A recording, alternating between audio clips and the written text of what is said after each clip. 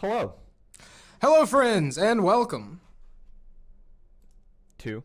to Beyond the Screen, a podcast about you, about us, and about films. We are Cole Ballinger and Ryan Gumm, as you know, you can see the guy that said hi.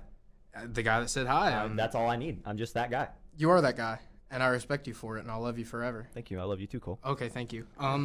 For those who have listened in the past, you know the drill, but if this is your first time listening, and this is the first time we're in a studio environment, maybe, Ryan, you could tell people a little bit about us and what we do here. Yeah. So, if you guys have seen and you're familiar with our work in the past, this show's been around for about a year. We've got about 12 episodes on the what we have dubbed the Greater Than Network. There was a bigger ploy for that, but this is the focus. We're both growing and flowering cinephiles who just love movies. That is actually how we became friends. Yeah. Just because we were in a class called Cinema History. And I know you know, but I'm telling you, but I'm talking to you. So, but yeah, so we've been doing this for a while, just covering film news and just having really dumb discussions about something we both enjoy. This is not intellectual listening to new viewers. It can be. It is, sometimes. Yeah. It has been in the past Right. for 5 minutes, maybe at a time. Right. Yeah. No, but so yeah, if you know us, you know what to expect. You know we kind of have rough segments. We go for about historically we've gone for about 2 hours. Today it'll probably be between an hour and a half. So won't be too incredibly long. We'll just kind of go through what we're watching, film news, and then we'll cut it out. We won't wear you out, but I know Ryan's been seeing some interesting stuff, and I've delved into a few directors lately. So Yeah. You guys will enjoy it. Yeah. So yeah, once again, you're probably new here. This is new to the Eastern Progress Media Network. We have a great show planned for you ahead with our first show on the Eastern Progress Media Network. So to start, I'm gonna sing. I'm not gonna sing. Cole is not going to sing. Not today. Not today, but he might be making an intro for us at some point. Oh yeah, hard rock. We discussed nothing else. No jazz. No opera. Yeah. Rock.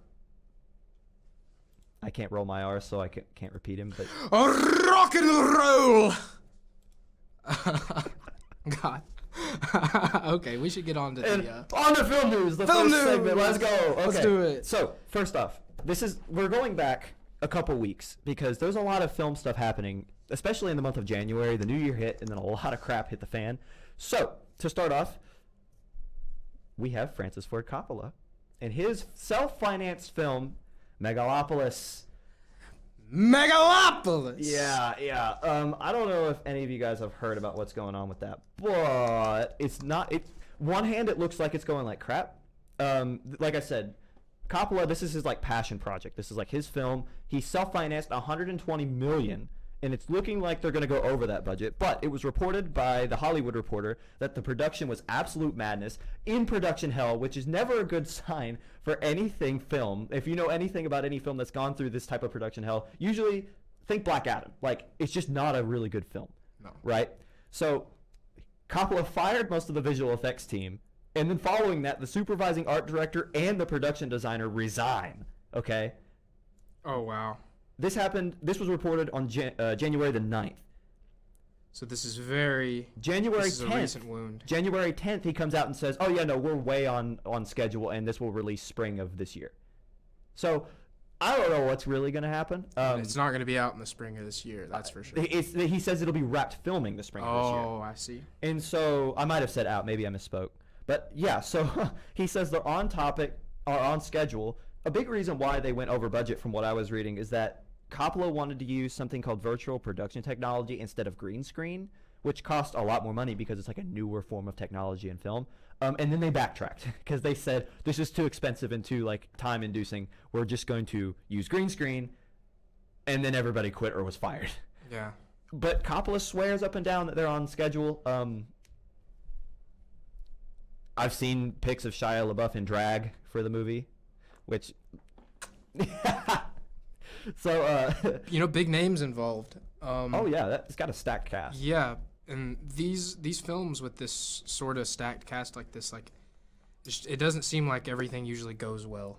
It's kind of giving me some Oppenheimer vibes, but Oppenheimer seems to have, they've got a good film ready for us. But yeah, Dustin Hoffman. Yeah. I've always been a Hoffman fan. Aubrey Plaza. Yeah. Mommy. John Voight. Forrest Whitaker and Adam Driver amongst others. Grace Vanderwaal. I'm a big DeForest Whitaker guy. I know like you're going Grace Vanderwaal, but I like him. Yeah. He's a great actor. I'll say Grace Vanderwaal. I like her voice. She's got a good voice. Yeah. Forrest Whitaker, I know him from Star Wars, but He was in, oh gosh, he did like a Criminal Minds like offshoot show that he was like the star of. He's in a lot of stuff. I like Forrest Whitaker a lot. what was his character's name in Star Wars? Saw Gerrera. Yeah, you put me on the spot. I'm sorry. Yeah, No, Saw Gerrera. I promise I love Star Wars. No, you don't. You're right. I have been delving into Star Trek. I mean, I guess if we're talking about things we're watching, I was finally convinced by a friend of mine to try it out. So I started with like the originals. I've told you about this a little bit. It's good. I like it a lot. I like the world building, but I feel like the original series is more about describing the universe they're in rather than like actually tell. Like I feel like the movies will be a lot better. They are. Like they're much better. Yeah. And once you get on to the Next Generation and subsequent series, Yeah. it's a much more human Yeah. experience. They're dealing with very human, problems. I mean, there's a lot more emotion in later Star Trek, and whereas the original series is just a lot of world building, Yeah. a lot of the fun, speculative, sci-fi nonsense. Right. Like I mean, it's ironic because like this character hates being called human, but like Spock is the most humanized character because he fights his humanity, you know? Right. But Captain Kirk, all he does is yell about being human, but he makes the dumbest decisions ever, which I guess makes him human. But like, yeah, that's enough of the original Star Trek, I guess. We'll move on. But Well, I've always thought it was funny how like Spock is like the smart guy, right? Yeah, So yeah, he yeah. should logically stay on the Enterprise. Right. But like when they go to a planet, Spock is like, I'm there. Yeah. I'm trying to fight. You know why? Because he knows this man Kirk would just die if he didn't go. Like Kirk is the dumbest captain ever. Yeah. I hate Kirk. Like, not even gonna lie. Like you've got a Vulcan telling you the best possible strategic route, and Kirk's like, nah, bro. I'm human, so I know what to do. Yeah. I'd be like, what are you talking about? Yeah, I'm not gonna follow your instructions. Yeah. Get some new ears, dude. Yeah, shave the top off of them and just hand them to me. No, but moving on. We have to talk about Avatar too. We're a film podcast. We have to talk about it. We'll discuss it a little bit. So most recently, the most recent news, it's passed Spider-Man No Way Home for 6th all time on the top highest grossing films of all time list. I found, and I talked to you about this, and this is just something I kind of want to delve in just a little bit. This makes James Cameron the second highest grossing film creator, director, producer of all time. In front of, and I find this list very fascinating, the Russo brothers, Peter Jackson, and Michael Bay. Michael Bay? Michael Bay is at 5. I don't know if I've ever seen a Michael Bay movie. Like, what did Transformers? Yeah. Yeah. He did the Transformers series. He did Pearl Harbor. Pacific Rim? Yeah, I think he might have produced it. No, Michael Bay's had his hands in a lot of stuff, and not all his films are bad, but I think he's just the appeal to him is that, or for him, I guess, from audiences, is that he makes a big spectacle with the explosions. So like, yeah, so it's like regardless, like people are going to show up. I was shocked at Michael Bay being 5. See, I was never interested in the Transformers movies because I loved. I never wanted my car to be a guy. I never once thought, I'd like for this 2010 Ford Fusion Hybrid to turn into a friend of mine. But, there are 12, 15, 25 films. Yeah. Surrounding that exact premise. Bay also did Armageddon with Bruce Willis in '98. Oh, that's a classic right there. Yeah, that's a good one. That's a good movie. He did The Rock in '96. That's got Nick James Cage. Bond, right? Yeah. He's got like a good list of like films that are actually like watchable. He produced that horrible Friday the 13th remake. I like it. From 2009. 2009. It was all right. I like it. Like I kind of watched it and I was like, I feel like if you're going to start a series, you have to start with Pamela. You can't start with Jason because like you're just completely missing the whole point of why he became what he is. I think when they actually introduced like the Jason and the mask, that's in the Friday the 13th films, that's not what I'm trying to see. I'm trying to see Jason's mom. Like, she's the Or real villain. if you're showing Jason at the beginning, at least have him have that burlap sack on his head, like what he started with. Jason 2 or whatever. And here's Friday the the thing, 13th. with how Mia Goth's Pearl, what's it, just Triple X was the first one, and X. the X, just X. With her films, there is no reason that a Pamela Voorhees film wouldn't succeed.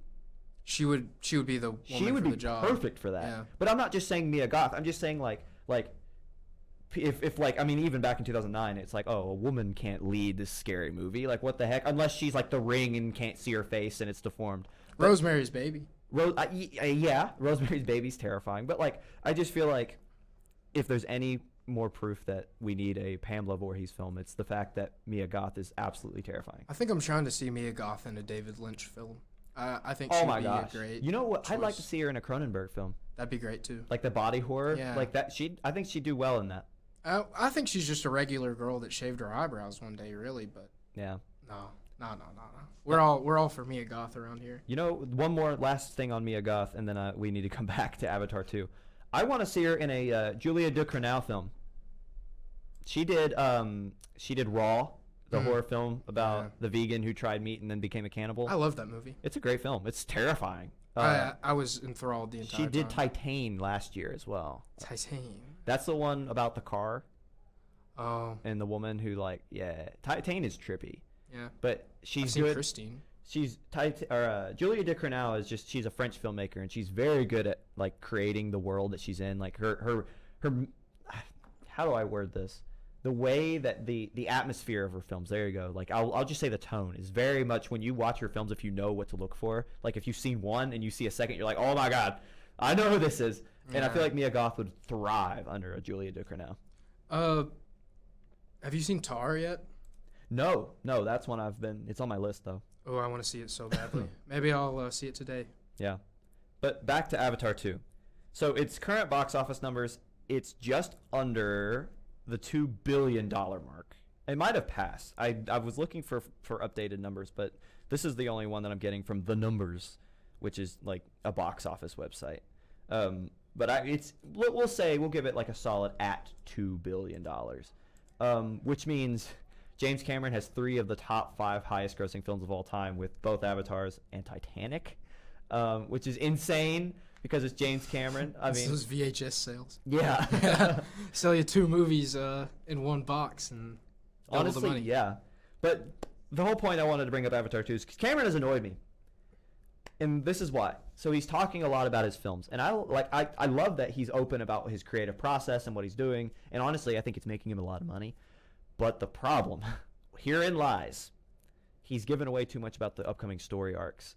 And so, like, it's okay, sure. Like, I don't mind to know that we're going into the Ash Tribe or the Fire People. Literally, just the last Airbender is what we're essentially turning into, right? And that's what you'd expect anyway. That's fine. It's fine. Like, I like the idea of exploring Pandora and exploring the Na'vi. It's awesome. I love it. But he revealed that Jake Sully will no longer be the narrator in the upcoming films and that it is his son Loke. Which, a natural transition. You knew it was coming. Like it's not like it's shocking, but it's like, I would have liked that to have been something that I would have been open to while I was watching the movie. You know, to be like, to come in into it. Like, that's like a subtle plot twist that happens at the very beginning. It's like, oh, I'm expecting to follow Jake, but then I'm following Loke, who had a great story arc, in my opinion, in 2. And so, I don't know. Like, I hate that he gave that away. And, like, in the interview, he was like, well, I probably shouldn't have said that. And he's, like, acting all like, not even really apologetic. He's just like, well, it is what it is now. And he is an old man, so I guess he just doesn't care. But it's like, I don't know. Like, I hate spoilers so much. I do too. And so it's like the fact that he's, like, so openly just spoiling arcs of his own films, just, like, before we know it, like we're going to know everything about 3 through 6. And there's going to be no point in seeing the movies. It's kind of the issue with the trailer too now. Yeah. It's like trailers used to be, pretty vague with what happens in the film. And now, like, say if there's a Marvel film that comes out, you know exactly what happens, or at least what happens through the, first 2 acts from the trailer. Mm-hmm. And it's like, I try to stay away from spoilers as best I can. Yeah. Because like you said, it ruins a film for me. Unless it's from so A24 has really good trailers. Like, their trailers do not do that. So, like, we'll talk about Beau is Afraid a little bit later, but like That What's trailer that movie about? Yeah, I don't know. Nobody knows. No. But it was a great trailer. Like Yeah. it was like it's not even like I don't know. Like if anyone's got to model a trailer, model it after A24 trailers, because like never have I seen an A24 trailer from Bodies, Bodies, Bodies to Marcel to Everything Everywhere All at Once to Beau is Afraid. I've never been spoiled. Yeah. You know, you watch them and you're like, that looks interesting. I have no idea what's Maybe happening. the Bodies trailer. Maybe a little bit, but like I feel like I don't know. I didn't think it spoiled much. Oh. It just kind of introduced the concept that they're gonna die, which is kind of why you go to watch that movie anyway. You know, I actually mentioned to Ryan, maybe about a week ago. I texted him and I said that the Beau's Afraid movie is really derivative of the Philip Seymour Hoffman film, Synecdoche, New York. I don't know if that's how you say it or not, but it seems to be a real, intimate struggle with the past and theater and expression and an aging man's struggle with who he could have become. It really seems like Beau is Afraid and Ari Aster taking a lot from such a groundbreaking and one of the truly most bizarre films I've ever seen. It's good. It's avant-garde. It's great. Yeah. No, so like I don't know, like when I first saw the trailer for Beau is Afraid and just seeing kind of like the atmosphere that was presented, it reminded me of like this. It looked like this was Ari Aster's version of like Forrest Gump or like Benjamin Button, right? You see those movies and you're just like, wow, like something is happening. Like I don't know how to describe it's when you epic. see. Yeah, an epic is a perfect word. Period piece. And so like I thought that, and I was like, wow, what's happening? And I just read the synopsis on Google. And it says the film obviously stars Joaquin Phoenix as a titular character, a paranoid old man who embarks on a surreal and nightmarish odyssey home to visit his mother. And that's perfectly put. Like I know it's like the Google version, and sometimes it goes way too in depth. But I don't know. Like I feel like, and it labels itself as a comedy horror. Which maybe a comedy horror. Wow, yeah, I didn't. Yeah. Maybe there's some horror elements in the trailer that I just didn't remember. Is it based on a myth? Is it based on? Don't think so. I think it's an Ari Aster original, concept. Yeah. Wow. A24 likes to do the soft reboot of the Greek myth. They do. They did that with the Killing of the Sacred Deer. I know. Forgive me, I talk about it all the time, but I watched it again. Sorry, guys. And actually found more and more with it. Another one, obviously, like. What's the Coen Brothers movie? Oh, Brother Where Art Thou? Oh yeah, I love that. Yeah. I just looked, and Beau is Afraid isn't based off of anything. Nothing that at least the first few search results from Google say. But yeah, so back to the news that we were going with. So Baz Luhrmann. Have you heard of anything about him in his recent interviews? No, I just know him from Elvis. So this actually pertains to Elvis. So he hints that Elvis, his film, is the start of a trilogy of some sort. He didn't say what. There's no way the king is coming back. He's dead. My man Presley died in this film. And so the question becomes, what is this about? He said in the interview, he described how this first film, Elvis, shifts his filmmaking style from red to blue. Is like what he said. Now I don't know what that means. I don't know how to describe that. But I understand it. Like I get what he's saying, but like where is he going is like the question. Because like is this just going to be a kind of a trilogy of like biopics of different like men that have or men or women in pop culture that have found their demise from the fame that they found? Maybe like an Aretha Franklin sort of thing. Kinda. Chuck Berry, Buddy Holly. Chuck Berry would be interesting. Yeah, I like Chuck Berry a lot. Yeah. So yeah, I don't know what this pertains to, but I'm excited for it. Leonard Skinner. Yeah. Oh no. It'd be a great biopic, dude. So I actually didn't dislike Elvis. No. I thought it did get a decent amount of hate, but I liked it. I think that Butler's performance is a bit overrated. There's a lot of yeah. There's just it's kind of I don't know a good word to describe it. It's a little bit like he did good, but like he didn't capture the hugeness of Elvis. Really? Elvis was larger than life, and Butler's just a guy, in my opinion. Yeah, but I think that you're projecting what you know of him in reality. Because like as an actor, he's a great actor, but he's not like on the level of some of the people we've already talked about today. Yeah. And so I think that's it. It's just where like Austin Butler's kind of profile as an actor isn't up to what Elvis's was as a singer, as a personality, or an actor, even. Yeah. So it's like I understand like it's hard whenever you see a guy who's not on that level try to play that guy. Like I get what you're saying, but I felt like the main reason why I enjoyed it. So I watched it in theaters, like surround sound, like the whole IMAX.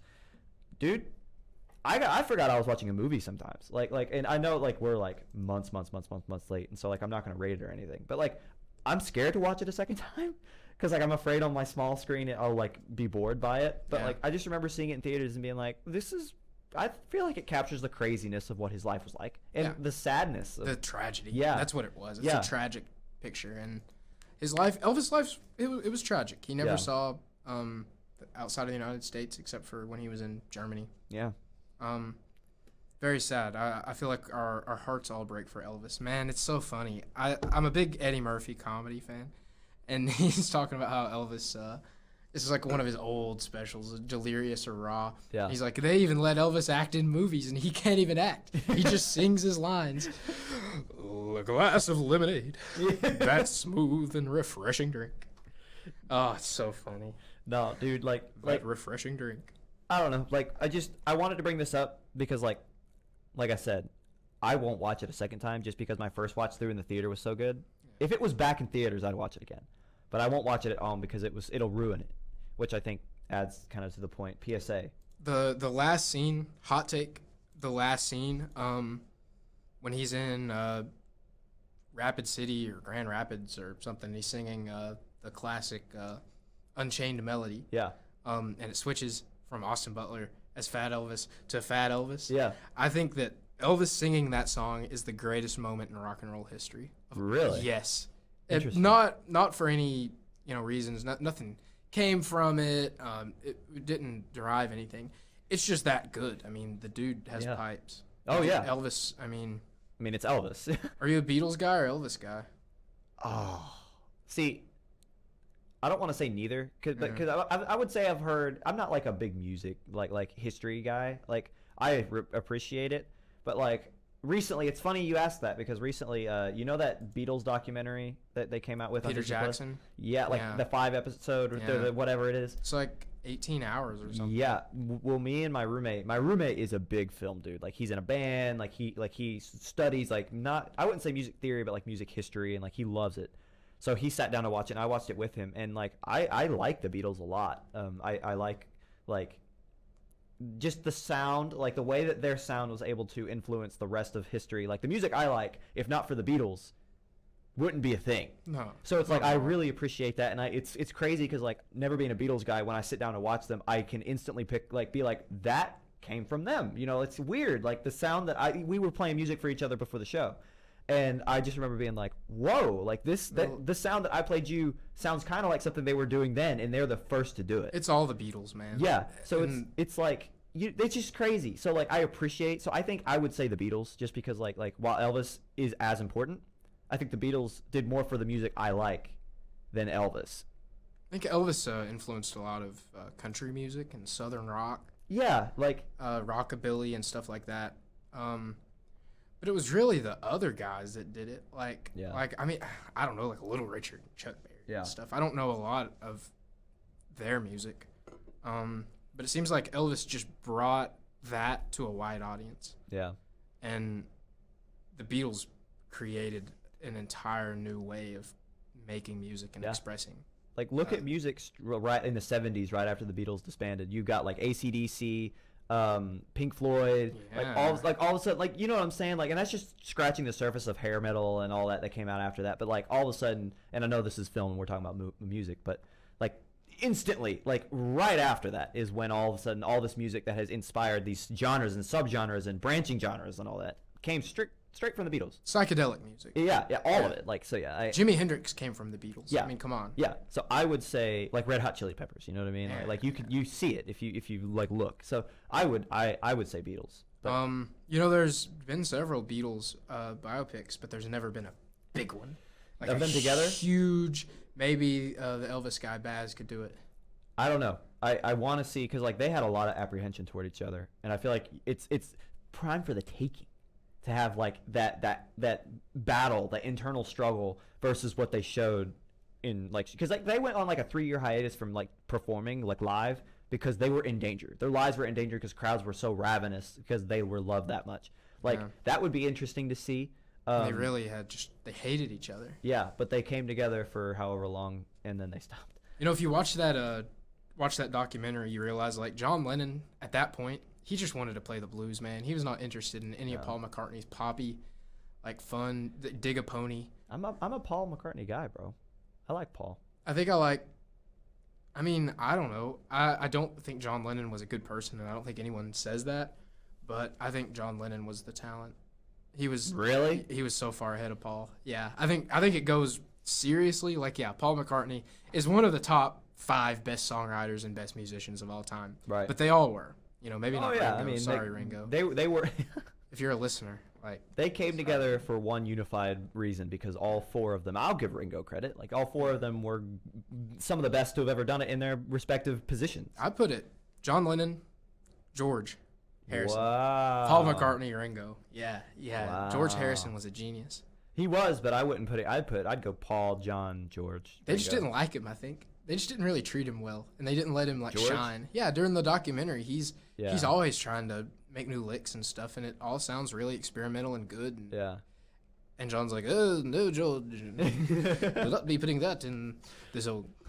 I love how accurate that sounds. It sounds like in the film. Paul's like, oh.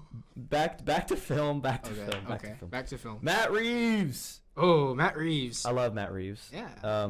This man is deep into writing Batman 2, and this made me want to ask this question because I am very curious about your response. Who do you want to see as the villain? Because everyone's talking Barry about Keoghan. Really? As the Joker, yeah. Oh, that would be fantastic. Yeah. Like, I think is it not going to be a Joker film?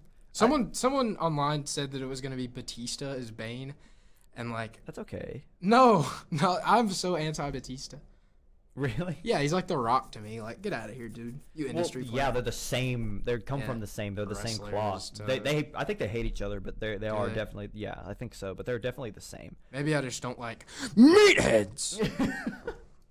I need to calm down. No, you're good.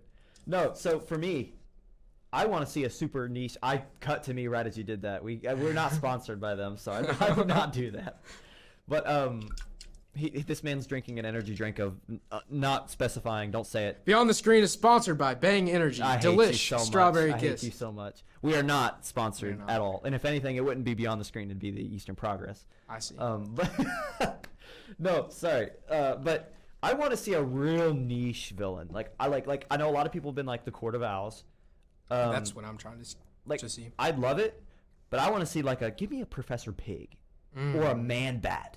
Something we've not seen yet. You know Wayne what I'm saying? Bruce. Dude. Bruce Bane.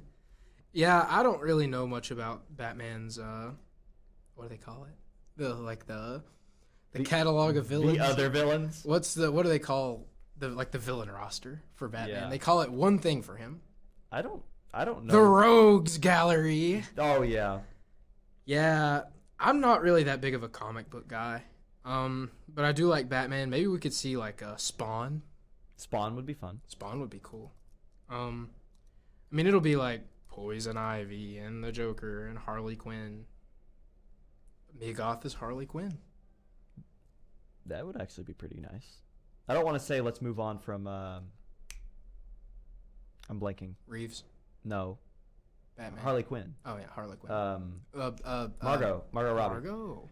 Oh, what about her recent film, Babylon? Bro, I've heard so much like trash about that film. Yeah, I want to see it. I do, and I will at some point. Let's see what it's got on Rotten Tomatoes. It's like a -3. It's set in the 20s, right? 20s. Yeah, or 30s? it's supposed to be like 1920s film. Yeah. Yeah, I heard that it's just unnecessary. Like it's like for a film that's supposed to be fast, it's kind of slow, and there's a lot of extra crap that doesn't need to be in there. And I don't know. People don't like it. Yeah, and I thought originally I my first thought about it when I saw it was coming out right after Avatar was like, oh, that's gonna be tough, even if it's a great film, because this is literally like James Cameron's entire reputation. So like in his legacy. So there's no way that it's gonna beat Avatar. But then and then people said it was awful. Yeah. Amsterdam as well. That's another one that She had 3 or 4 in the past year and a half, like blockbuster failures. Which is sad. People really hyped up Amsterdam too, because I mean, good cast, good trailer. Yeah. But yeah, I guess Margot she's needing something new. Yeah, she is. I don't know what it is, and I don't think it's her fault. I just think she just happened to be. She's on a bad stretch. You know what? One of the worst movies I've seen in a long time is Bullet Train. You were talking to me about that not that long ago. Yeah, I highly disliked it, and one of my roommates loved it. He saw it like 3 times. He watched it over and over. My grandma texted me. She's like, "I love Bullet Train. I love Bullet Train," and it was just a cheese fest. I don't know. Like my suspension of disbelief has to be there for me to enjoy a film. I have to believe it. Like, you have to sell me on it, really. Yeah. And it was just too zany for me. The guy that plays Kick-Ass, he's in it. And he's great. Whatever the actor's name is, he plays Quicksilver in the MCU. Oh, you're talking about I hate that you just did this. Hold on, Peter. No, he played Quicksilver in Age of Ultron. Oh. Sorry. Yeah. I thought you said Fox. I thought you meant in X-Men. Sorry, my bad. What is his name? I don't know. He's one of those guys that is kind of cursed to not, like, he's kick-ass. Yeah. Hold on, I'll find it. Give me a second. I'll tell you. And McLovin is in that movie too. Yeah, I saw that. Aaron Taylor Johnson. Yeah, Mr. John. There's talks of him being the next James Bond. I could see it. He did so good in Bullet Train. Yeah. He was so slick with it, man. He'd be a great Bond. I think it needs to be Superman. Henry Cavill. Yes. Well, you mean used to be Superman? Yeah. Because James Gunn said, "Go away." Yeah. I saw where James Gunn said he would cast all of the Guardians of the Galaxy in the DC. verse. I'm not. I don't like DC. I don't watch those movies. Who do you think I am? Who do you think I am? I like DC's characters. I don't like the movies. Like, just please, don't bring in the Guardians of the Galaxy. Look, what? Chris Pratt's gonna be. I don't know who. What's he gonna do? Oliver Queen? Like, do not put Chris Pratt in the DC extended universe. Don't do it. Just don't. Yeah. No, I'm over Chris Pratt, and I have been for a while. Just retired, dude. I don't dislike Chris Pratt as a person. He's just in too much. Yeah. Like, I'm tired of seeing his face. What about the Mario movie? Super Mario? Oh my gosh, man, dude! I cringe every time I see the trailer, and at the end when he's doing in the go-kart and he goes his little wahoo, like I just like, because he's trying so hard to be Mario, and it's like, it just makes me like I'm literally in the seats of the theater and I'm watching it, and like I always I know it's coming. And in my head, I'm like, I will not cringe this time. But he's not Italian. Well, okay. Well, here's there is a version of Mario that's very popular that he's from Brooklyn. That's what he's playing. Oh, yeah. That is what he's playing. He's got, if you listen, he doesn't speak very much, but when he does, if you listen, he's got that thick New York, Brooklyn accent. Yeah. Which is fine. Like, I'm okay with that. But it's like when he's like, even when he goes like a New York Italian accent. Like, he will say, he'll be like, let's go, or, he'll do his let's go thing. And it just sounds so bad. And it's just like, I'm like, I don't even hear the accent. All I hear is Chris Pratt. And I'm like, but the thing about it is, you can't tell me that it's not going to be a banger when you sit down in the theater. Film. Yeah, it's going to be. It looks so good. I know. Illumination is respectable. They come out with some pretty good. Their animation's very, very, very fluid. Very, very it's pristine, and they come out with good stories, and the rest of that cast is fantastic. Keegan-Michael Key as Toad, and Jack Black as Bowser. Yeah. Seth Rogen as Donkey Kong. I love it. Bro, you can't tell me that it's not going to be fantastic. It's going to be hilarious. I've always thought, if Bowser was kidnapping Mario's girl and, shooting fire at him, why would Mario race go-karts with him? I don't know, man. Yeah. If it was, the main op, I would not go to a go-kart track with him. That'd be you murdering my brother, and I'm like, you know what? Let's go race go-karts. Yeah. That's the response. Yeah, well, maybe the Mario Kart meta is that they're making up. They're all friends again. All love and peace and good words. Well, more film news, Ryan. Yes, so this is more TV, and I'm gonna throw it out there just because I'm so super happy about it. If anybody knows me, and if anybody has listened to our show, they'll know that I'm a Dan Povenmire fan, and we have made fun of Dr. Doofenshmirtz on air a lot more than we should have. I saw this piece of news too, and I was excited. Oh my gosh! So if you don't know, and the only reason I'm saying it is just because I'm a big fan of Dan Povenmire, Disney and Povenmire have reached an agreement on a new contract that keeps this man with the company, but also 2 new 20-episode seasons of Phineas and Ferb coming to Disney Plus in the next year or so. We did it. We finally did it. Oh my gosh. I mean, I don't want to stick on this too long because we have Wes Anderson and Ari Aster to continue talking about. But I just wanted to say how pleased I am by the fact that we'll get more Patty. Oh my gosh, it just I'm just so ready. I'm so ready for this, and it's just gonna be deeper than the door. 3,000. I'm so ready, dude. I love. That's all you get, guys. You're so you're perfectly hidden by the mic too, so your face disappears as you're doing that, and so his doof is behind me. Yeah, it's so good. No. Is Dr. Doofenshmirtz in the studio with us, Ryan? Is this Doofenshmirtz in the room right now? I'm not saying no. He's under the table. Yeah. Dan Povenmire pops up. I'd actually cry if Dan walked into the room, bro. That man helped make my childhood. I follow him on TikTok. Dude, he's so funny, man. The music in Phineas and Ferb was so good. And this man was writing most of it. Yeah. What's the best Phineas and Ferb song?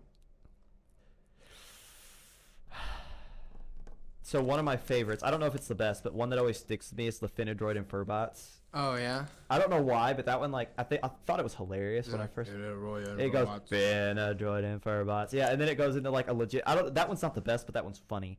AGLET, don't forget it. AGLET. Yeah, I like that one a lot too. Squirrels in My Pants, SIMP. That one's got to be the best. Yeah. That one's got to be the best. But moving on before we get down this rabbit hole again. Wes Anderson, 2 new films. One, Asteroid City, coming out in June, I believe. The other called Henry Sugar. Both of these, I think Asteroid City is based off of his own writings. Let me go to my trusty little information. No, it's a Roald Dahl book. Which one? The Wonderful Story of Henry Sugar. Henry Sugar is off of the book, but Asteroid City is, I think, his own personal. Oh, he writes a lot. He does write a lot. But what's interesting about them, and I'm looking up at the cast that I have because I have this saved on my phone somewhere. Margot Robbie, the dude who plays Flash in the new Spider-Man films. Yeah. Scarlett, Maya Hawke, Nepo Baby, Tom Hanks, Ed Norton. Yeah, these are I know these people like I know my friends. Yeah. So yeah, in Asteroid City, everything that you just said, it's got Adrian Brody, Tom Hanks, Scarlett Johansson, Jason Schwartzman, Jeffrey Wright, Tilda Swinton. Goldblum. Yeah. Margot Robbie, as you said, Defoe. So yeah, so that comes out in June 16th this year, in a wider release June 23rd. You know, since we've spoken last, AI image generation has gotten way better, way more sophisticated, and I play around with it, and I follow a lot of people on social media that play around with it, and it is particularly good at emulating Wes Anderson's style. Yeah. Shot composition. Yeah. Shot composition, color, scheme, mise en scène, everything. Dude, just what we talk. This is honestly why I put this in here is because Wes Anderson is honestly the reason that we have this show to begin with. Because it was our 2-hour-long conversation after our class about Wes Anderson and how we disagreed with our professor about him. Yeah. And Wes Anderson does have stuff to say about the world. Yeah. Mr. Stivers. Yeah. We're going to have him on one day. Okay. If you're listening, he does.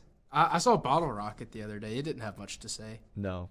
I liked it, though. It was charming and fun. His later movies do, though. Yeah.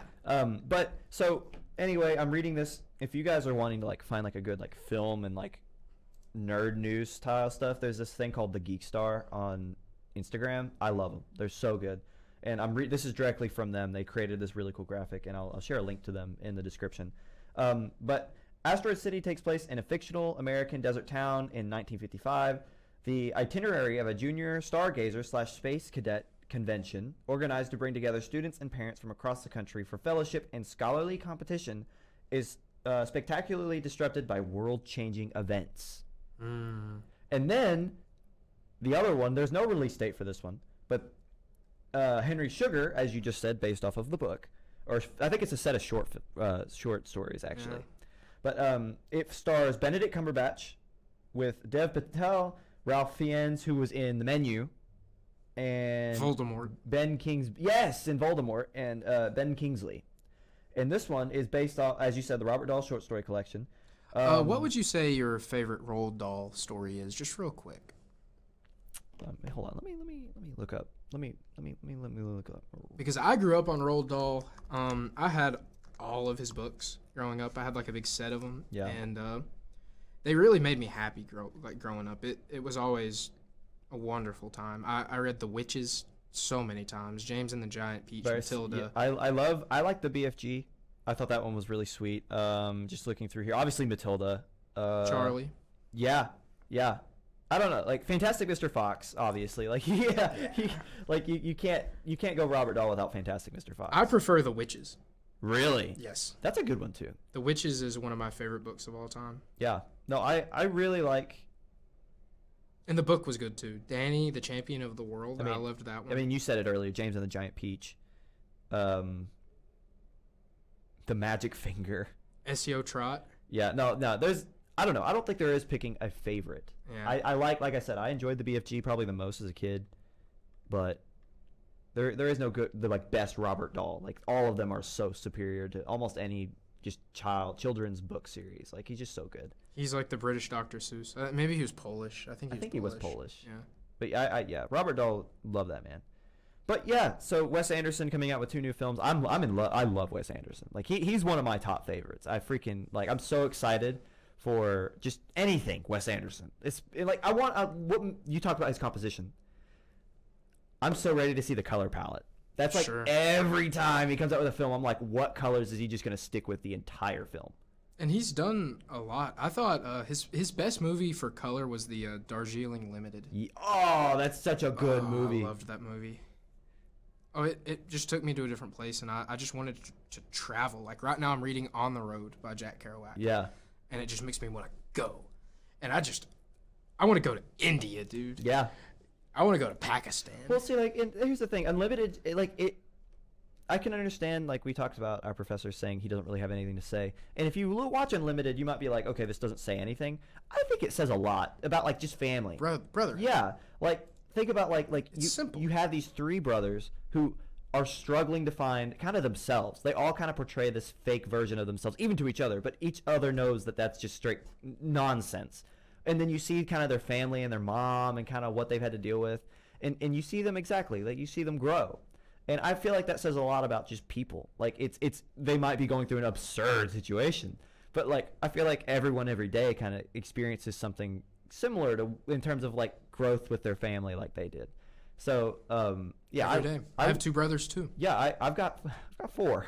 Yeah, wow. I love them, you know. Yeah. And I like watching that film, like, seeing the Wilson brothers and just out and Adrian Brody, and it's just like this is literally like me and my brothers. Like this is genuinely what we act like, but maybe not to that extreme. That's what I thought too. Yeah. So yeah, I'm very excited for Henry Sugar and Asteroid City. Both. This is a big portion of what I was wanting to say too. They both include stop motion sequences, and the one that's going to be in Asteroid City took 2 years to complete. Wow. Yeah. So. Very excited. It's going to be high quality stuff. I've grown to love stop motion more and more as I've gotten older. Did you see what was the big one that came out several months ago? Pinocchio?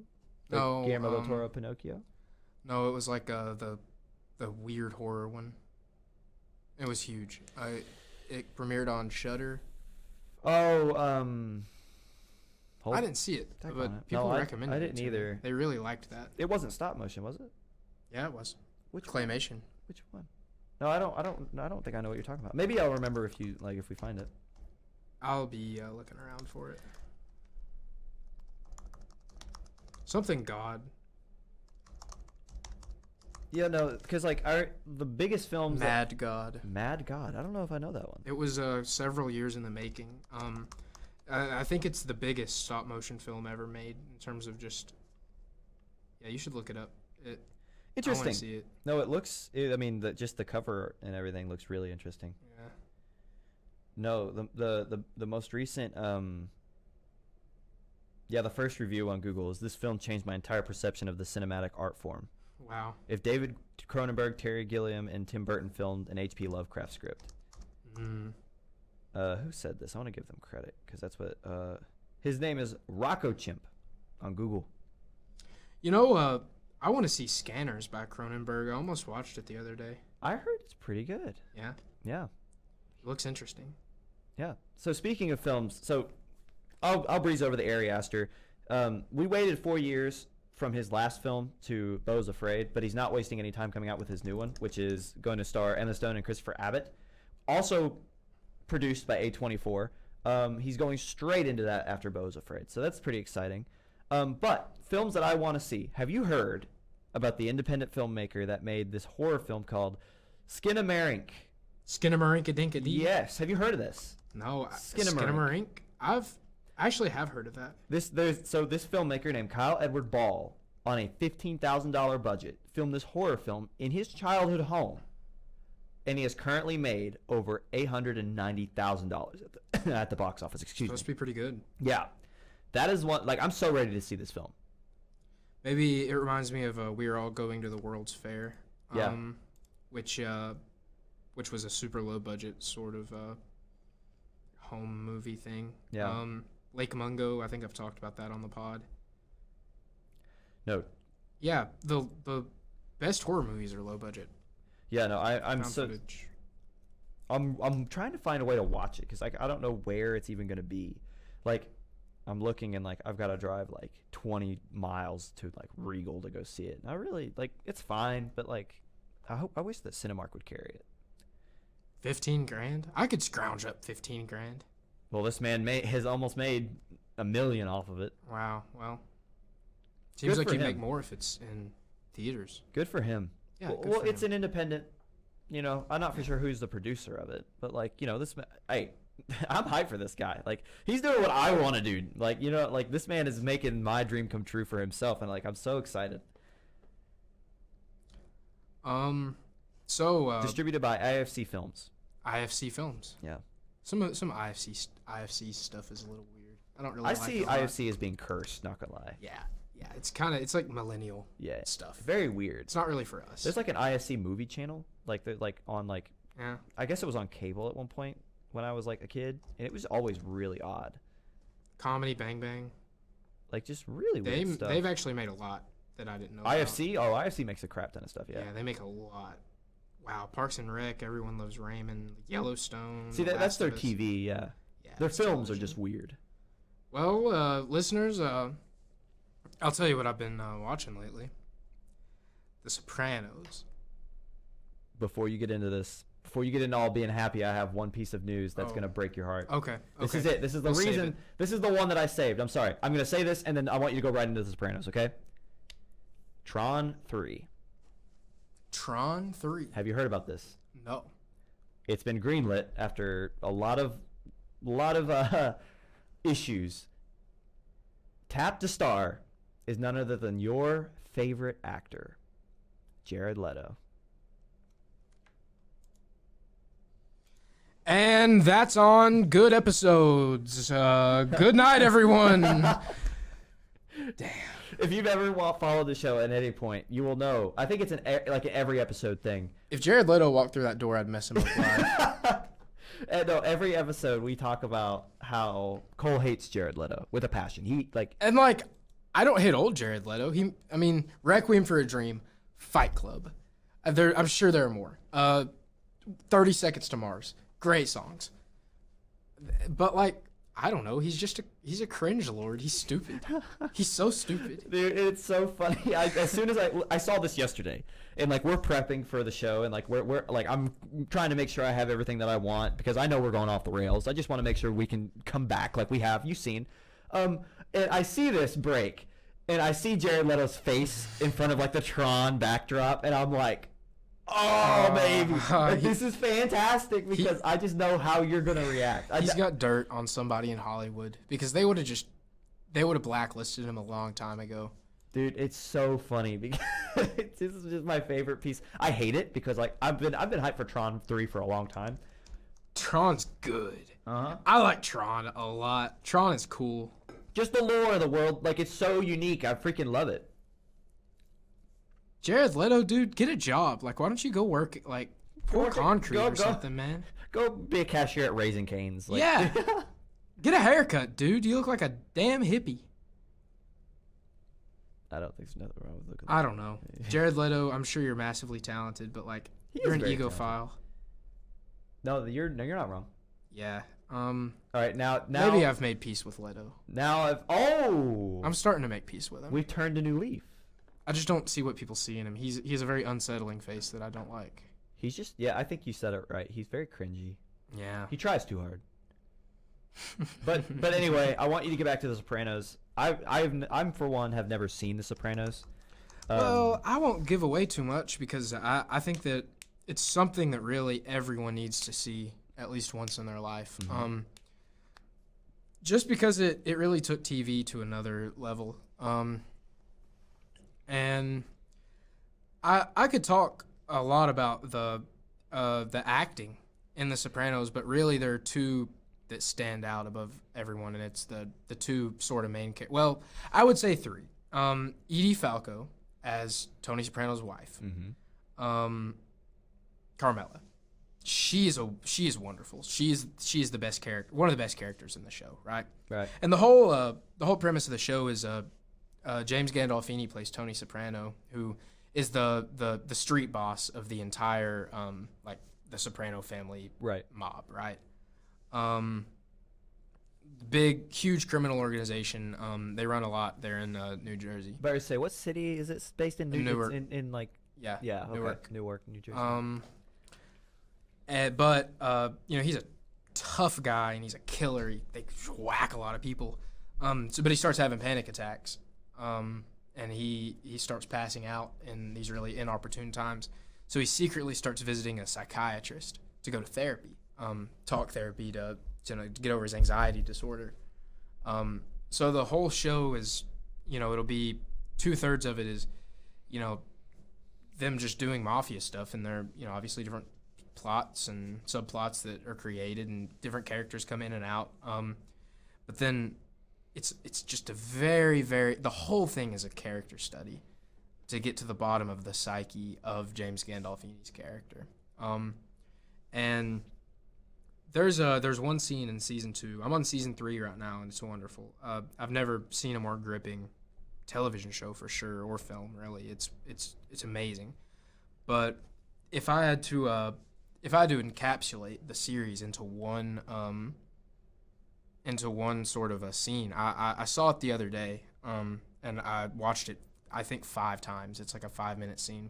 They're at a party for garbage men, because he's in the garbage industry, which he is, but he runs it shadily, and they sell all these drugs with the garbage company. And so Tony Soprano's it's like an old associate gets out of prison, and his name is Richie Aprile, and he's a made man. So when he gets out of prison, he'd been in for like 30 years, so he's back in the mafia now.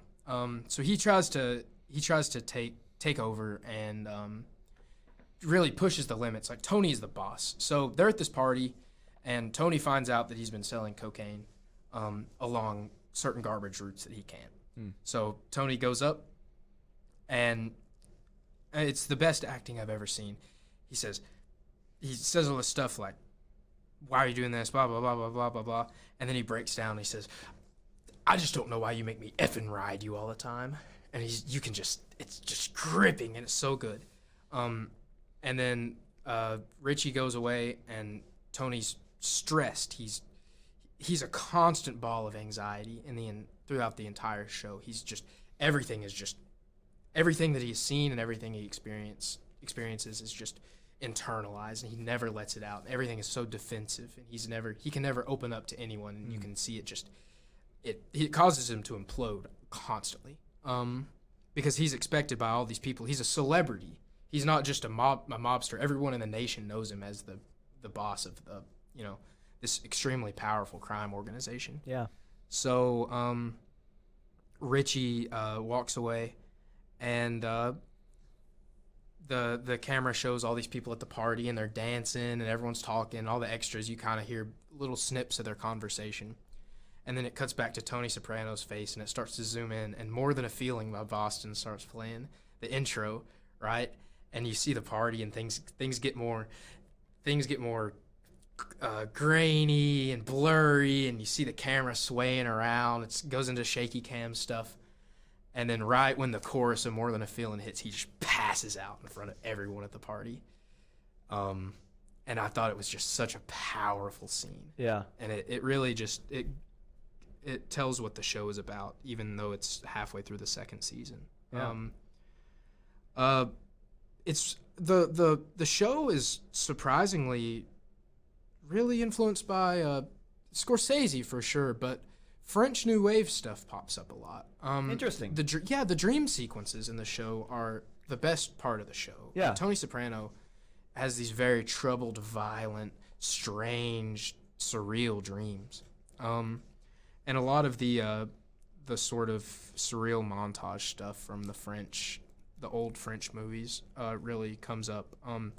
It's all really postmodern and strange and abstract. Yeah.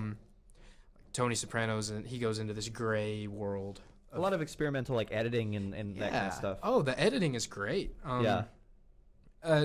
There are a lot of people that say that it's the best TV show of all time. Yeah. And from what I've seen so far, it is better than Breaking Bad. Better than any show I've seen. I haven't seen it all, but it could become my favorite piece of television that I've ever seen. It's that gripping. The characters, especially Tony Soprano, Dr. Melfi, a psychiatrist, and Soprano's wife, they're empty. They don't want to be empty, but they are, and they try to pretend like they're not. Filling themselves with nothing. Yeah, but how could you have anything in your heart when you've just killed and stolen and just beaten down the common man to make your living? Yeah. It's so existential, and I didn't think it was. I thought it would be just more of a crime show. And it is, but it's fascinating. Yeah, from the first or second episode, you start to realize, this is not a show about crime. This is a show about people dealing with carrying out crimes. How old is Tony? Is he in his 40s during the show? Late 40s, yeah. With that, so it makes me wonder if there's an added layer of midlife crisis. For sure. Yeah. Yes. Oh, wow, yeah. He never wants to be anyone else, I think. Well, maybe he does. He wants to be someone else that's not in his position, but he doesn't try to be somebody else, is what I'm gathering. Yeah, he doesn't try to He just doesn't want to be what he is. He doesn't. He can't deal with the power like he used to be able to, and like his predecessors can. Yeah. Because he has a soul. Yeah. And he has a heart, and he has a conscience. He's not a psychopath. Yeah. But he is. It seems that it's been pushed onto him his entire life. You were a killer. This is who you are. You're a mob boss. You're Italian. Yeah. You don't show emotion. When his family finds out that he's been seeing a psychiatrist, his mother tries to kill him. His mother orders a hit on him because that's how serious it is. If you are Tony Soprano, you cannot go to a psychiatrist because that's just another risk to the family. It's wonderful. His cousin Christopher Maltasanti in the show is also he's played by Michael Imperioli. He's one of the main characters, and he's great. I've never seen anything better made in my life.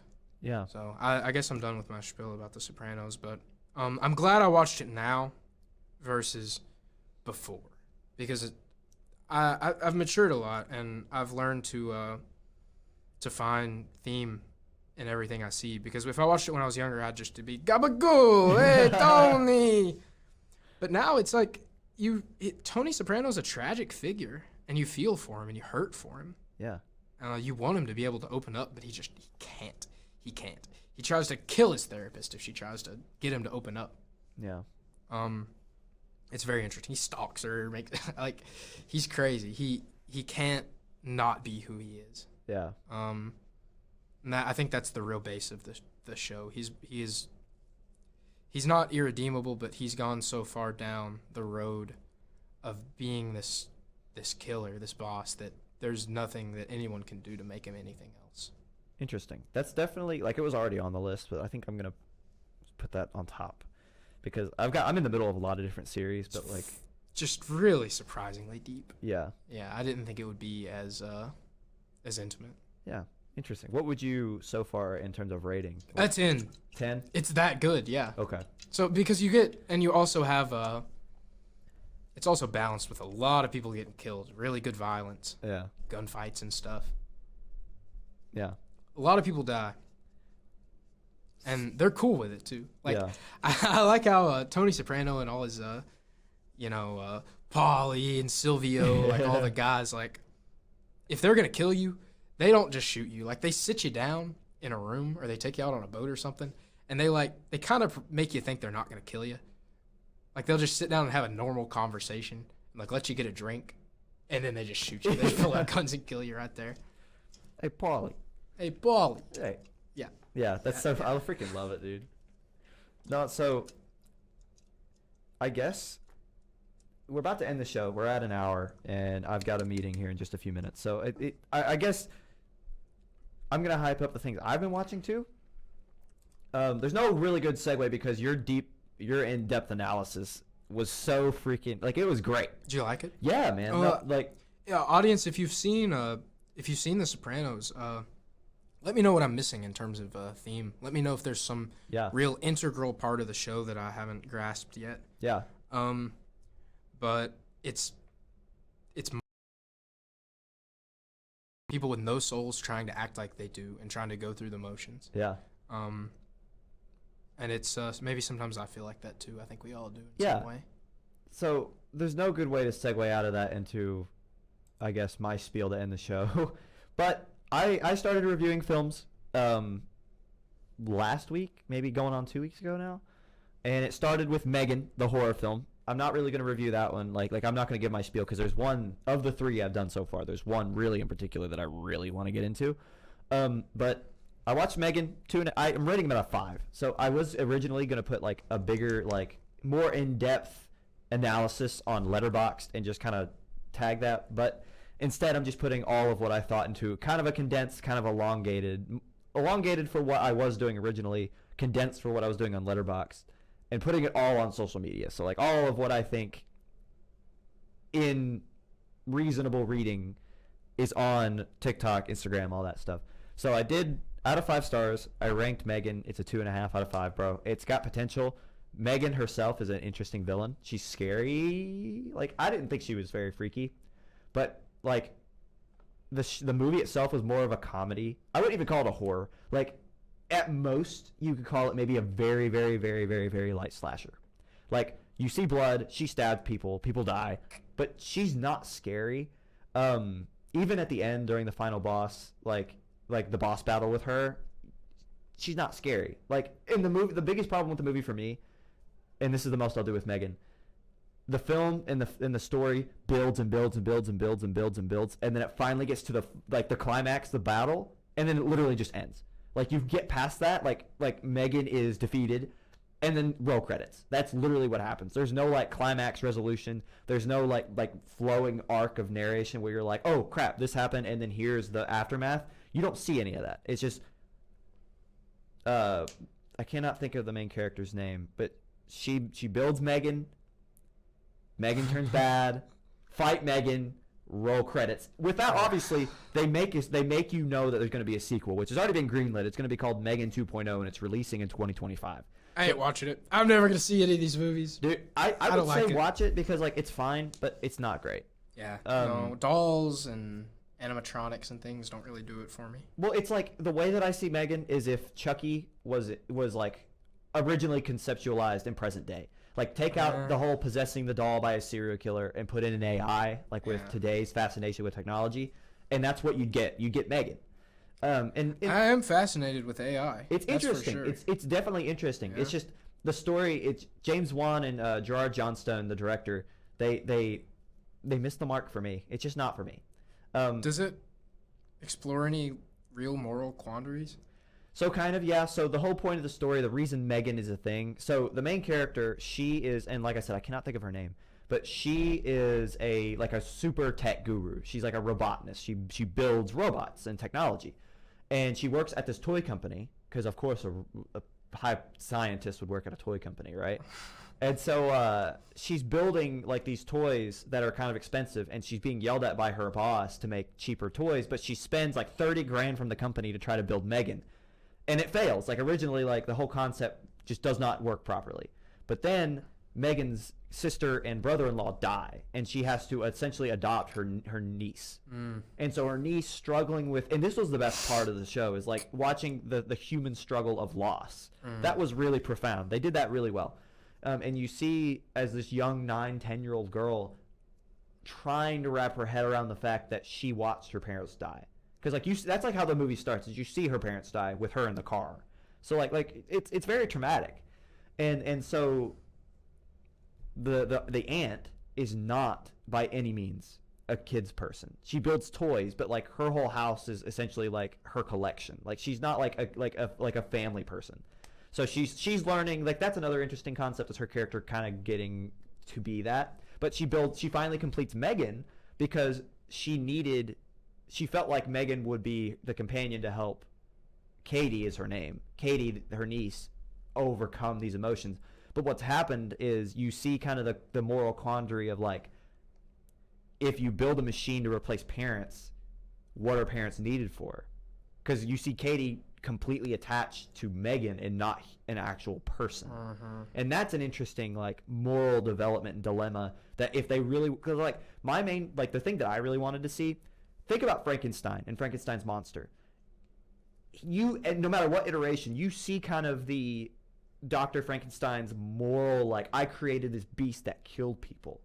That is like so profound. Like, what if you make something that's evil, even though you made it with the most the most good intentions? It's the exact same concept, but the main character has none of that. She just does not face that. And that is a misjustice of narration, in my opinion. Yeah. Because like she should totally have been like, oh my gosh, like why? Yeah, like she should have some sort of existential crisis to have made this evil thing. And it's interesting too because some of the dialogue with Megan, they make it seem like throughout the entirety of the story that it's her fault, not Megan, her creator's fault for not putting in the proper like imagine like parameters. Yeah, like if you're bowling and you have like the little gutter things up. That just didn't exist because she had to push Megan's development so far forward that she just didn't put parameters to stop her development as like an AI. So she became very, very well, like she is essentially sentient. Yeah. But Megan in the final battle flat out says like, she says, I've been here since you even made my AI. Like for the 4 months of my creation, I was there with you. So it makes you wonder if Megan was just like that from the beginning. Like regardless of what, and I wish I could remember her name, what the main character could have done, Megan would have been evil anyway. And they just don't explore that. Like they say it, but then you're like, okay, I want more. Like tell me, that's the meat. And they just drop it. Yeah. And it's so, like, that's why it's like 2.5, because like there's the potential for an amazing series, really like character study is there. And it's just, they're on the cusp. They just gotta push off the edge. They're on one more line of dialogue. Dude, yeah, like they're just so close. They could say, what does this say about the human It's a 2.5. condition? It's a 2.5 out of 5, turning 4.5 out of 5. Like that is like, it's just that switch, but they never do it. And another one that's like that I watched, the second of 3, The Menu. The Menu. It really lacked a lot of the philosophic. The Menu is exactly. It's a black comedy, which we talked about satirical like Dr. Strangelove. That's one of my favorite movies of all time. That's my top 5. But like you can't. But it's hilarious. But at the end of the day, Strangelove still says stuff. It still makes a point. You know, the Menu doesn't make a single point. No, like I get what they were trying to say, because like the whole point is that the chef, played by Lord Voldemort himself, Ralph Fiennes. I think it's Fiennes. Fiennes? Sorry, whatever. I'm horrible with names. Whatever. Ralph Fiennes. I don't care. Ronald Dahl. Roger Dahl. I said Ronald. Or Roald, whatever his name is. I'll hop off. Anyway, no, you're good. You're good. I mean, I'm going to get flamed for it anyway. I'm just bad with pronunciation. Y'all flame Ryan in the comments. Yeah, do it. No, but Ralph Fiennes, whatever. I won't say the cool way. He plays a chef. Chef Slowick is his name. And essentially what happens is this man is punishing those who he feel like have wronged him. And I think the whole moral of what the point was supposed to be is that, like, everybody wants to be famous in their passion. But what happens if you get that success and it's not what it's supposed to be? It's all a lie. So this man grew up trying to be this chef, gets popular, and all of a sudden the people that have pushed him to success, one of the people that are in his restaurant that he's trying to punish is a very famous food critic who has put more people out of business than she has put in, but he's one of the few that she rated highly, and he became very famous. So he's like, okay, all these people going out of business from this woman who put me in business. And so he's like dealing with that. And like, I feel like, once again, super close. If they would have just delved into this more, make it like, it didn't take itself seriously, which was the point. It's supposed to not. But if it did, it'd be so much better. It would be so much better. It would be so much better. It felt more of just like, ha ha ha, look at these guests. They're so stupid. And Ralph Fiennes is so smart. Yeah. The evil people, and they're all like different sort of caricatures of different types of people. Like you have the stock bros, and they're like, oh, do you know who I am? Like but it's there's like the guy, like they say no pictures, and he's kind of riding the chef really hard, and he's like taking pictures of all the food. Like, it's fine like, chef, please. It's fine to make fun of stereotypes, but when the stereotypes are so like it's cheesy. Like it's just I don't know. Like if it just took itself seriously, the deaths weren't good. No. I don't know. So like the menu, I gave it a 3.5 because I did enjoy it. Like for what it was trying to be, it was fine, but it wasn't great. But listen, I'm gonna move off the menu because I don't. There's nothing of substance in the menu. There really isn't. It was a big miss. Like maybe like a 1.5 out of 5. Or like a steak knife. For a film that was trying to say a lot about a culture that I like, I'm not a foodie. I'm just not. But I feel like the people that made it are, and that's probably the problem. Is it just It really was satirical of the modern. Like I say, I always call everything postmodern, but that's what it is. Like the postmodern way of presenting these expensive dishes. Like there's a whole one where it's like the chef brings out a dish that's like you don't eat it. It's the bread, the no bread bread platter. Yeah, it's just condiments on a plate. Yeah, and you just like dip your finger in them or something, or like your spoon. And I get it's trying to be funny, but I thought it was dumb. I thought a lot of the satire about the food really hit. I mean, once again, I'm not a foodie, so like I didn't quite understand why it was funny. Like I got it was a joke. Like I understand that they're trying for satire, but for me, not knowing food. Well, just in the past few years, food has become. It's not really. A lot of times, it's not really about the food, and it's just about like making something different. Yeah, like doing something someone hasn't done before. Like all art. Deconstructed hamburger orbs. It's like, this isn't food. This is gross. Yeah. Like this is just nasty. I don't know. I think it's so sad because the menu for something about food, it lacks substance. There is no point. There's no. You don't fill your stomach with it. It didn't have anything to say about food, really. Yeah. And like people's relationship with food. Yeah. It was like it had the food satire and the people satire. Yeah. But it never linked the two. But I don't know. Moving off of the menu because it's got nothing of like it's like I said, I enjoyed it. I gave it a 3.5 out of 5. It's just decent. But it's just so many cheap shots. Yeah. Really. But the the most recent movie I watched, 4 out of 5 stars. So you might be here from TikTok. I hate saying that because it sounds another cheesy thing, but so I started reviewing films, as I said. I'm posting my reviews under RL Gumm Reviews, one of those two. You find me at Instagram, TikTok, whatever. I put up a poll because I didn't know which one to watch this week. I wanted to watch either The Whale or Puss in Boots because I'd heard both were great. Obviously, The Whale, Brendan Fraser, all that, but I had heard more and more that Puss in Boots was just fantastic. Mm-hmm. So put up a poll. 200 people voted. 140 of them were for Puss in Boots. Yeah. So I said, okay, I'll give it a shot. Dude, did you like Into the Spider-Verse? Yeah. It's of the same animation style. Oh, wow. So like when you're watching it, and the director has gone on, Joel Crawford, I think, is who directed it. He went on record saying that like the point of the film in terms of the visuals was they wanted it to look like it was a storybook fairy tale coming off the page. And I know that's like a kind of a cliche thing to say about like book adaptations, but it genuinely looks like you're watching a storybook. Is it Antonio Banderas? Yes, as Puss. Oh, of course, it has to be Antonio Banderas. No, but like it's just you watch it and it gives you Spider-Verse vibes from in the review. I say something to this effect: from the first minute to the last, you are enthralled because like the visuals are so astounding, but the way the story. So the story begins with Puss as he's I don't even know what to call this creature, but he's throwing this party in this like governor's house, and the governor comes home, right? And Puss is an outlaw, so he's like wanted for like dead or alive kind of. Yeah. And as they're having this party, the party's so loud in this mansion on top of a hill over this town that like this giant like hill creature with like wood antlers, it's like 50 feet tall, wakes up and rips the roof off and is trying to like eat people. It's like it's taking people and putting it into like a giant log like sack that it has around its waist. And Puss saves him. Like he fights this creature and he beats it. And yeah. Fear me if you dare. Yeah. And so it's like, and so like do it one more time while you're on. Fear me if you dare. And so yeah, he does that, and so he wins, right? And as he's like celebrating, there's a bell that got tied to one of the antlers, and it falls and it kills him. And he's lost 8 of his 9 lives. So he's on his 9th life, and the rest of the film is him learning to cope with the idea that he is mortal. That is the whole film. And here's the thing: if you've seen anything of it, and I'm gonna like just I'm cutting to you again because I want just people to see your face. Yeah. Wow. Yeah. That's so like cool. the rest of the film, he's followed by the big bad wolf, who is death. He is being chased by death itself. Because is it the big bad wolf from Shrek? No. It's not that guy. This is a completely new wolf. He's the scariest villain I think I've seen in a DreamWorks picture. Oh, He's yeah, I've seen terrifying. him now. He's terrifying. Yeah, I've seen him. He's got red eyes. Yes. Yeah, And I've so seen a picture of he's chasing Puss because he feels like Puss he wasted his 8 lives because he doesn't value life. So death itself is like, you know what? You've had 8 chances to value what you have before I come and see you. So now I'm taking your last one as punishment. So Puss is running from death the entire time while dealing with this existential crisis of being mortal. This is a kid's movie.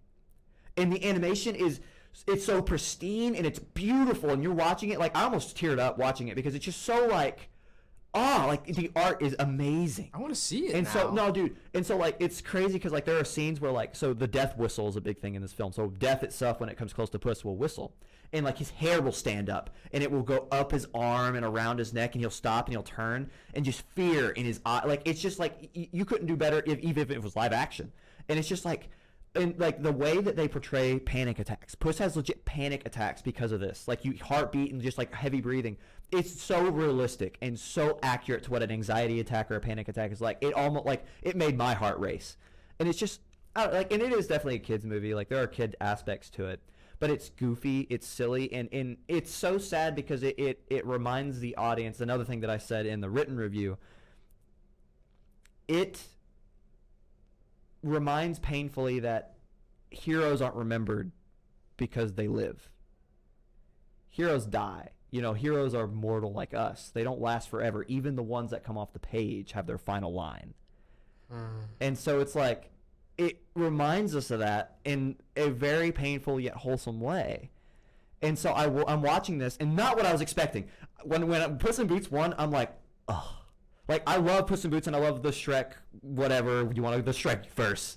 I freaking love it. But, like, when I sat down and, like, from the very get-go, I was like, oh, this is my childhood. Like, Puss in Boots, there he is. I'm so happy. And then the story really started kicking off. I was like, what? I can't wait to see it. I love Puss in Boots. Like, dude, oh, my gosh. Like, I love the character. If you haven't seen this film, take your child, take your grandma, go watch Puss in Boots because it's so deep and it's so rich.